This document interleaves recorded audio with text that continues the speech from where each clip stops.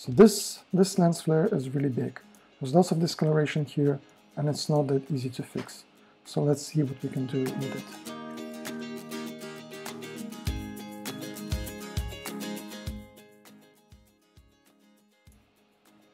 So first let's start with just trying to fix the regular mode. So we just go build the radius and need, let's just say go with the 8 for now. And if we just blindly start by doing the patch tool or whatever, so this thing, it's not really gonna work. You see? The problem is that there are a couple things here. So first there's this shadow from the stone, and the stone itself is darker, the stone is in the shadow, and this part is a little bit brighter, so we need to somehow fix this. And also there's a little circle of red coming on the stone, so we also need to fix this thing. And I would say that making this completely gone, completely removing this from the image would be very difficult. With my skill I will not be able to do this, but what we could try, we could make it nicer and maybe not that large, not that visible to the viewer. So let's see what we can do. First, let's try to fix the color problem. So let's try to build a different frequency separation, and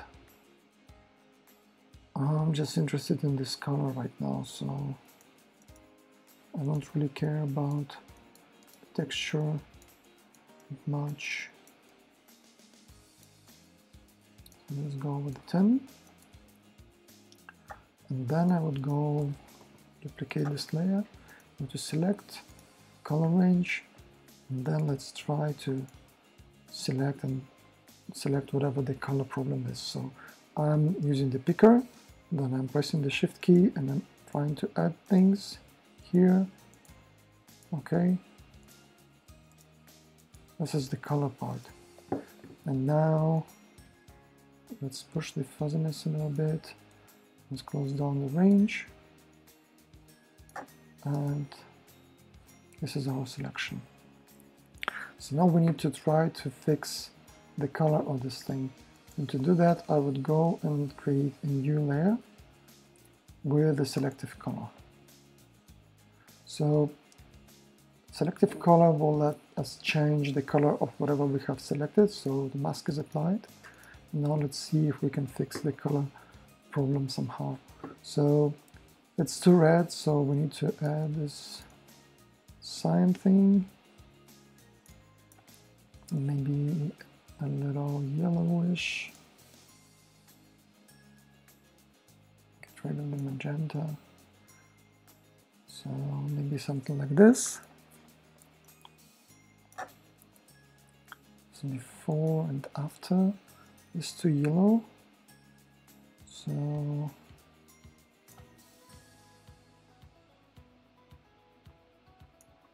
basically you try to pick, you try to get as close as possible to the surrounding area so it wouldn't be that visible. Okay, I would say that this is a good option for now, so it's already not that bright. Now let's try to let's merge this thing, and let's try to get rid of the color information that we have on this. So we have blurred this thing, and now basically what we can try is we can try to sample the color on the side, and then if we're gonna paint on top and try to maintain the shadow and this part of the image, and we most likely will not be able to really replicate this part of the stone. Maybe we can go very carefully with the brush.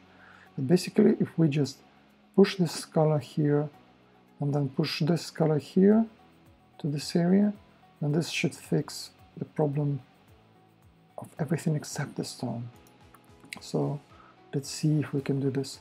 So I will go to the stamp this time, just to be more accurate, and then I would go with a smaller brush and the hardness would be 0, and I'm working on the copy layer.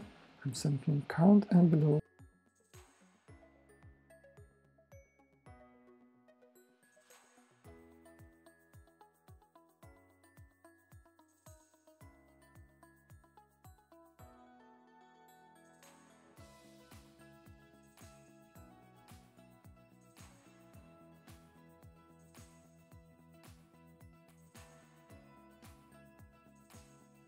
So let's check. This is before and this is after. This already looks really nice to me, much better than before, but we have a little problem. So this part of the image didn't get into our frequency. So we need to do this again, and then we still have just a little bit here that also didn't get into frequency, and maybe with a nicer frequency selection we can really cover this. And this is also a little red, so maybe we could try to get the brush and pick the color, and then carefully with the very low opacity try to fix this thing. So let's merge this frequency change, and let's build a nicer frequency selection with a smaller radius. So I'm interested in this area, and I need this to be in the selection. So before we had the radius of 8, let's try with the radius of 4 now. If I duplicate the layer, let's see if we can fix this color problem now. Again, I'm going to the stamp, and with the 50% opacity, I'm sampling along the edge, and I'm trying to fix the color problem.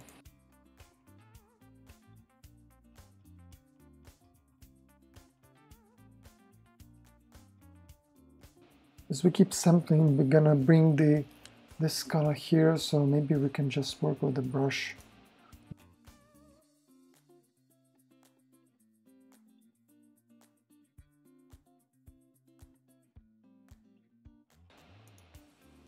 Before and after. So let's merge this in.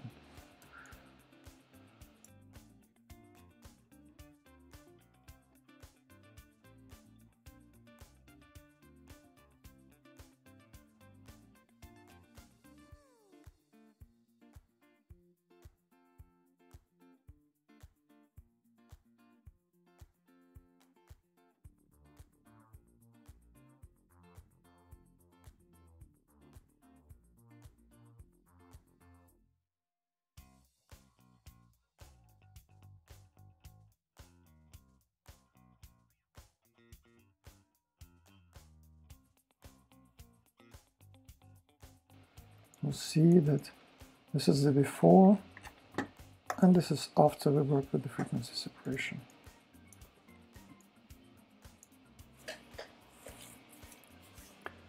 So as you can see, you can easily fix very small lens flares, some simple problems like droplets of the water that sun reflected in, or just a lens flare of the sun if you didn't really cover or couldn't really cover the sun with something. And even if you try really hard, you can fix big problems and big lens flares in the image, but you need to be very precise and maybe spend a lot of time trying to really go for every color problem that you can see. And the power of frequency separation is that with this blue, you can really tune in the part of the frequency that you really want, and depending on that, you can fix things like lens flares. This is it, and I hope this video was helpful for you. Anton Bering, signing off.